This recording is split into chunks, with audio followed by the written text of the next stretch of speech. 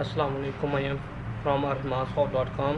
आज हम जिस प्रोजेक्ट की कोडिंग वीडियो देखने वाले हैं उसका नाम है ई कार्ड सिस्टम। इसको हम ऑनलाइन शॉपिंग सिस्टम भी कहते हैं। चलें, सबसे पहले इस कोडिंग वीडियो को स्टार्ट करने से पहले आपको अपना जो भी आपने सर्वर इंस्टॉल किया हुआ है, यानी वैम सर्वर या फिर एग्ज़ाम सर्वर, उसको आपको ऑन करना पड़ेगा।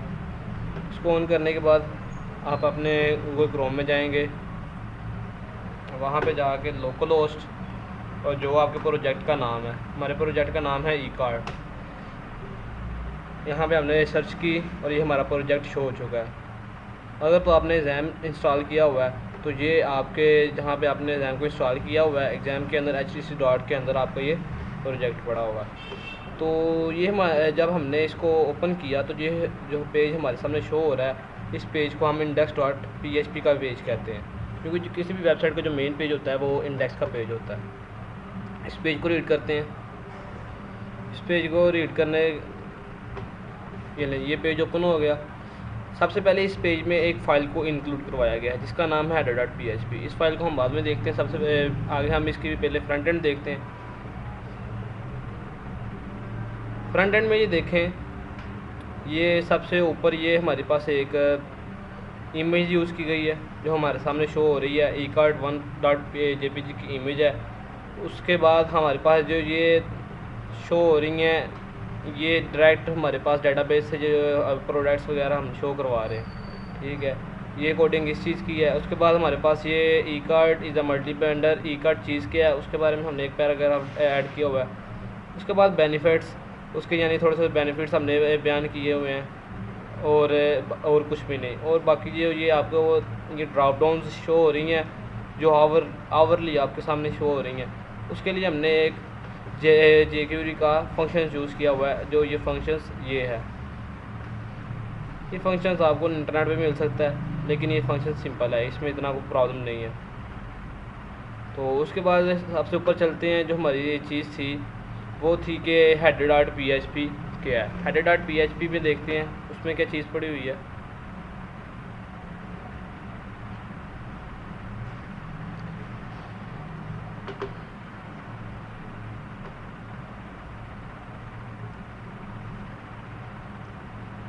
ये header.php का पेज शो हो चुका है। इस पेज में हमने सबसे पहले ऊपर मेटा टैग्स लिए हुए हैं जो कि हर पेज के ऊपर होते हैं।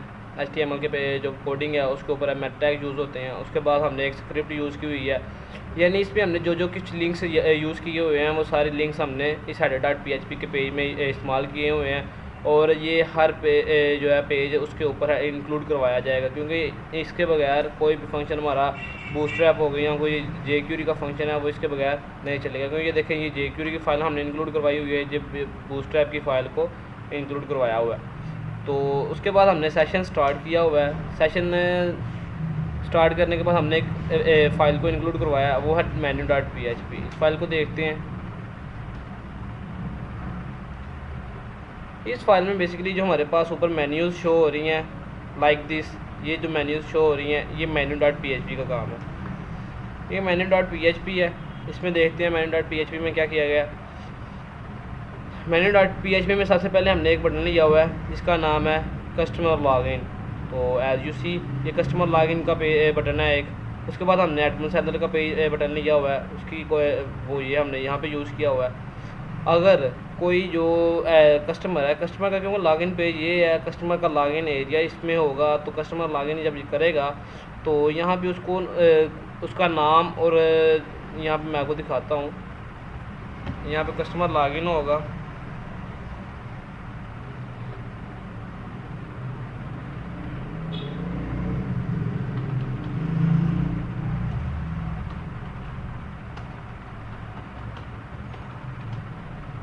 जैसे कस्टमर लॉगिन होने के बाद उसको एक मैसेज दिखाया जा रहा है वेलकम बैक, उसका जो नाम है और उसकी जो आईडी है।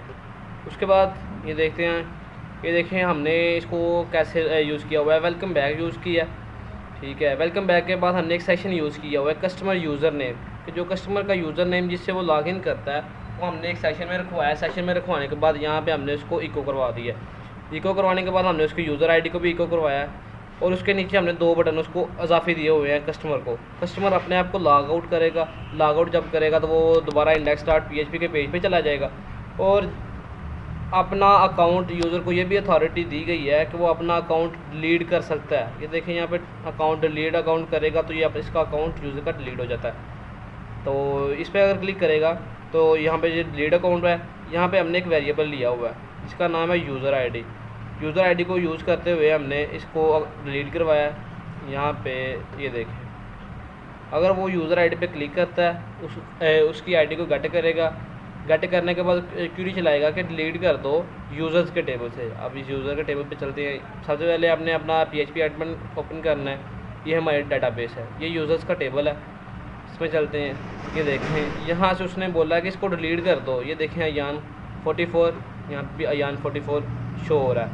तो यहाँ से उसको डिलीट कर दे वेयर कि जहाँ पे आईडी जो है वो इस यूज़र आईडी के बराबर हो। तो अगर ये क्वेरी सक्सेसफुली हो जाती है तो उसको login.php के पेज पे हम रीडायरेक्ट करवा देते हैं। उसके बाद हमारे पास जो दूसरा पेज है, उसके बाद हमारे पास ये ड्रॉप डाउन तो ये शो जो हो रही हैं हम इस पर बात कर चुके हैं। यहाँ पे अब हम इसको लॉग आउट करवाते हैं। लॉग आउट करवा के हम देखते हैं कि लॉग आउट करवाने के बाद वो किस पेज पे आया, लॉगिन के पेज पे आ गई। यानी लॉग आउट का हमने यहाँ पे सिर्फ सेशन को अनसेट किया हुआ है। ये देखें header.php का पेज जो कि हम यहाँ पे देख सकें हैं कि उसमें सारे लिंक्स हैं। लिंक्स होने के बाद हमने सेशन को अनसेट कर दिया कि जो कस्टमर का सेशन है वो अनसेट हो जाए, ठीक है, उसमें कुछ है बाकी ना रहे, और उसको हेडर करवा दे, रीडायरेक्ट करवा देगा login.php के पेज पे। लॉग आउट का ये है। उसके बाद हम यहाँ पे एडमिन के एडमिन में चलते हैं। एडमिन में सबसे पहले हमारे एडमिन जो है ये हमें login.php के पेज मिले है। तो हमारे पास एडमिन में चलते हैं, एडमिन का login.php का पेज देखते हैं।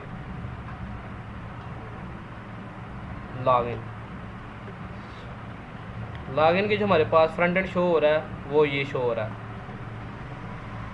सबसे पहले उसकी हेडिंग है, हेडिंग के बाद उसको एक फॉर्म में लिया गया जिसका एक्शन इसी पेज पे को दिया गया। login.php के पेज को मेथड हमने पोस्ट यूज़ किया है और स्टाइलिंग के लिए हमने उसको कुछ नाम दे दिया है। उसके बाद हमने एक ऊपर जो क्रॉस का बटन ये आपको शो हो रहा है, ये देखिए क्रॉस का बटन शो हो रहा है, ये फॉन्ट ऑसम का बटन है। तो इसके लिए हमने यहाँ पे एक फॉन्ट ऑसम यूज़ किया है विंडो क्लोज का। तो विंडो यहाँ पे अगर हम क्लिक करते हैं तो ये देखें दोबारा हमें index.php मेन पेज पे ले आएगा। दोबारा उसी पेज पे चलते हैं। उसके बाद हमारे पास एक इनपुट टैग है जिसमें हमने ईमेल एड्रेस को दिया है और दूसरे में पासवर्ड को दिया है। तीसरे नंबर पे हमने एक सिलेक्ट टैग को यूज़ किया हुआ है कि सिलेक्ट करे, क्या सिलेक्ट करेगा, टाइप्स। यहाँ पे पीछे हमने एडमिन के टेबल में, ये क्योंकि एडमिन के टेबल से उठाता है वो भी हम आपको बाद में दिखाते हैं। एडमिन के टेबल में हमने टाइप दी हुई है कि अगर एडमिन है तो एडमिन पैनल पे चला जाए, अगर मेंबर है तो मेंबर के मेंबर पैनल में चला जाए। तो हम बात करते हैं, ये देखें अगर हम एडमिन देते हैं, अगर हमने उसका पासवर्ड वगैरह गलत है तो उसको दोबारा इसी पेज पे रीडायरेक्ट करवा देता है। एडमिन एडमिन और अगर हम इसकी टाइप मेंबर करते हैं तो ये कुछ भी नहीं करेगा क्योंकि मेंबर वहाँ से उसने मेंबर में ये कुछ चीज़ उसकी पड़ी नहीं हुई, ना कोई ऐसी ईमेल है। तो उसके बाद हम मेंबर की बात करते हैं। उसके बाद हमारे पास यहाँ पे एक ऑपरेटर लॉगिन का बटन है, ठीक है, और एक साइन अप या रजिस्टर का बटन है। तो रजिस्टर पे बात पहले करते हैं। ये देखें रजिस्टर पे अगर हम क्लिक करते हैं तो हमें ये register.php के पेज पे ले आता है। उसी तरह यहाँ पे एक क्लोज विंडो का बटन दिया हुआ है, register.php का पेज। ये register.php के पेज में हेडर को इंक्लूड करवाया गया, हेडर हमने देख लिया, और एक और फाइल को इजाफी तौर पर इंक्लूड करवाया गया जिसका नाम है configure.php। इसमें बेसिकली ये इसको पहले हम पढ़ लेते हैं।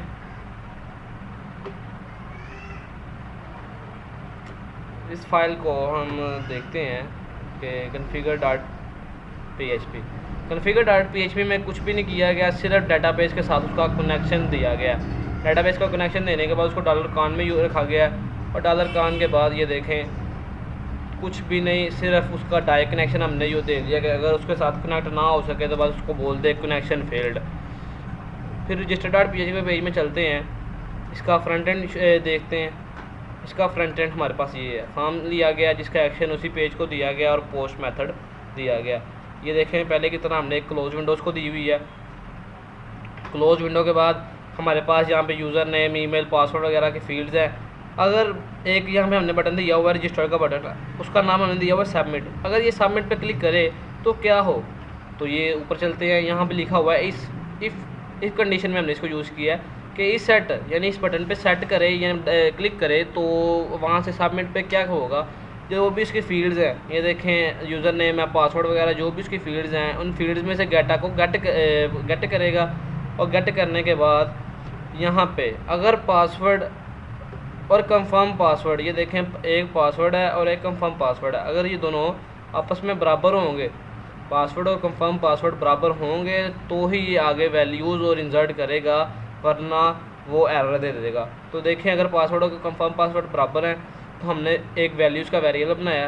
वेरिएबल बनाने के बाद जितने भी हमने ऊपर वेरिएबल्स बनाए हुए हैं जैसे कि यूज़र नेम, ईमेल और बैंक अकाउंट वगैरह के, वो यहाँ पे वैल्यूज़ में शो करवा दिए। शो करवाने के बाद एक हमने इंसर्ट का वेरिएबल बनाया, उसमें हमने एक क्यूरी यूज़ की हुई है कि इंसर्ट इनटू टेबल, कि इस टेबल में इंसर्ट कर दे। किस टेबल में जी? एडमिन के टेबल में। आप देख सकते हैं हमारे पास एडमिन का टेबल है, एडमिन के टेबल में इंसर्ट कर देगा type, user name, email, password और अकाउंट वगैरह। अगर सक्सेसफुली इंसर्ट हो जाता है तो इसको ऊपर एक सक्सेस का मैसेज दिखा देगा इसी पेज पे। देखें अगर हम इसको यूज़ करते हैं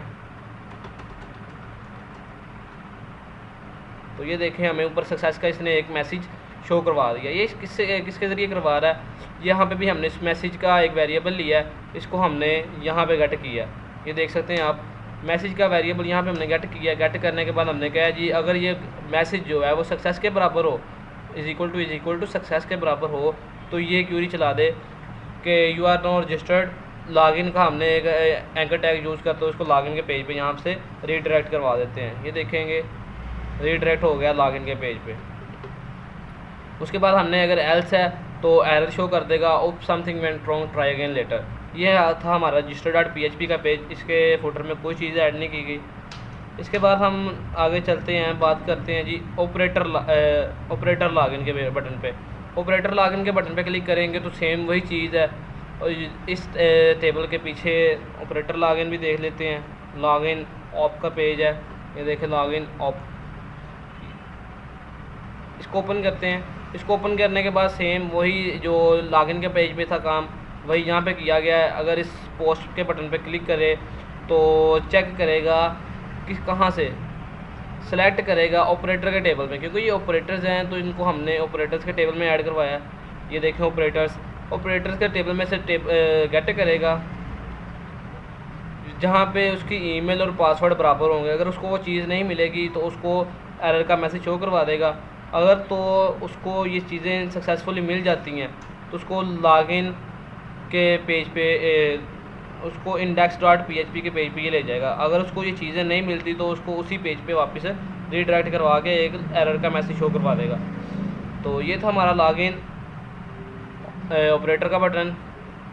तो इसके बाद हम बात करते हैं जी दोबारा इसको वहाँ पे होम पेज पे चलते हैं।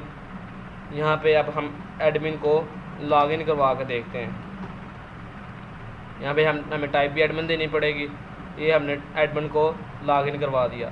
लॉगिन करवाने के बाद आप देख सकते हैं कि ये एक वेलकम का जिस टाइप की चीज़ यूज़ की गई है, और हमने यहाँ पे सेशन में जो भी कोई यहाँ पे लॉगिन होगा उसका यहाँ पे वेलकम कोई कार्ड सिस्टम जो भी नाम यहाँ पे होगा, कोई फैज़ान है, फहद या कोई भी नाम होगा वो यहाँ पे प्रिंट करवा दिया जाएगा। अब हम इस पेज को देखते हैं।